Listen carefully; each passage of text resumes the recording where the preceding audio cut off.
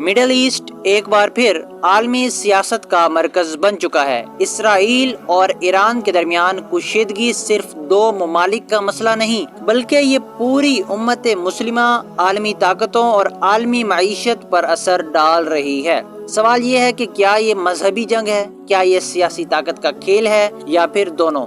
आज हम जज्बात से नहीं, हकाइक से बात करेंगे। 1979 के ईरानियन रेवोल्यूशन के बाद ईरान ने खुद को इस्लामी मज़ाहमत का मरकज करार दिया। ईरान रेजिस्टेंस एक्सिस की रियासती पॉलिसी पर मबनी है, यानी वो इन कुव्वतों के खिलाफ खड़ा होना चाहता है जिन्हें वो जुल्म या कब्जा समझता है। अब इसमें सबसे बड़ा किरदार गैर मुस्तकीम इत्तेहादी गिरोह का है। ये वो ग्रुप्स हैं जो बराह रास्त जंग में शामिल ना हो, मगर किसी मुल्क की सपोर्ट से लड़े, मसलन लुबनान में हिजबुल्लाह। अब इसराइल ईरान के न्यूक्लियर प्रोग्राम को अपनी बका के लिए खतरा समझता है। अब अगली जो हम सबसे अहम बात करने जा रहे हैं वो है जियोपॉलिटिक्स। ये वो पॉलिटिकल पावर है जो किसी मुल्क के जोग्राफियाई पोजीशन की वजह से बनती है। अब इस जंग में अमेरिका का भी बहुत अहम किरदार है। अमेरिका ने इसराइल के साथ मिलकर ज्वाइंट स्ट्राइक्स की। ये हमले ईरान के मिलिट्री और हुकूमती मराकज पर हुए, जिनका सबसे बड़ा असर सुप्रीम पर पड़ा,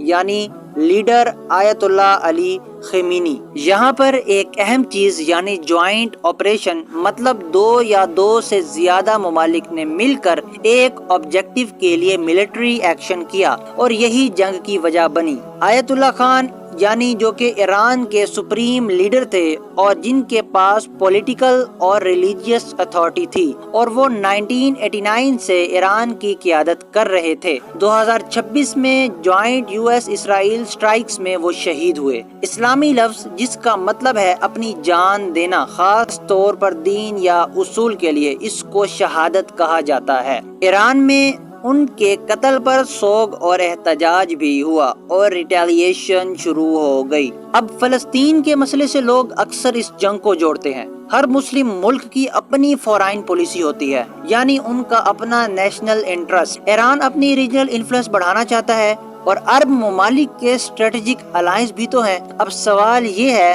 क्या आम मुसलमान महफूज हैं या इंस्टेबिलिटी मजीद बढ़ रही है? अगर जंग बढ़ती है तो ऑयल प्राइसेस बढ़ सकते हैं, ग्लोबल इन्फ्लेशन बढ़ सकती है, गुल्फ ममालिक मुतासिर हो सकते हैं, आलमी सफारती दबाव बढ़ सकता है। अब हम सबसे अहम चीज के बारे में बात करेंगे, जो है इक्तसादी पाबंदियां। जब आलमी ताकतें किसी मुल्क पर पाबंदियां लगाएं ताकि वो अपनी पॉलिसी बदले, तो इसकी वजह से शिद्दत में इजाफा होता है, यानी छोटा तनाज़ा बड़ी जंग में बदल जाता है। अब जंग का सबसे ज्यादा नुकसान आम शहरियों को होता है। मजहबी नारों के पीछे अक्सर सियासी मफादात भी हो सकते हैं। उम्मत को यूनिटी और विजडम की जरूरत है, सिर्फ जज्बात की नहीं। इस्लाम हमें अदल यानी जस्टिस और हिकमत सिखाता है, ना कि अंधी नफरत। ये वीडियो किसी एक साइड को ग्लोरीफाई करने के लिए नहीं, बल्कि हकीकत समझने के लिए। आप क्या सोचते हैं, क्या डिप्लोमेसी मुमकिन है या मिडल ईस्ट मजीद अनस्टेबल होगा?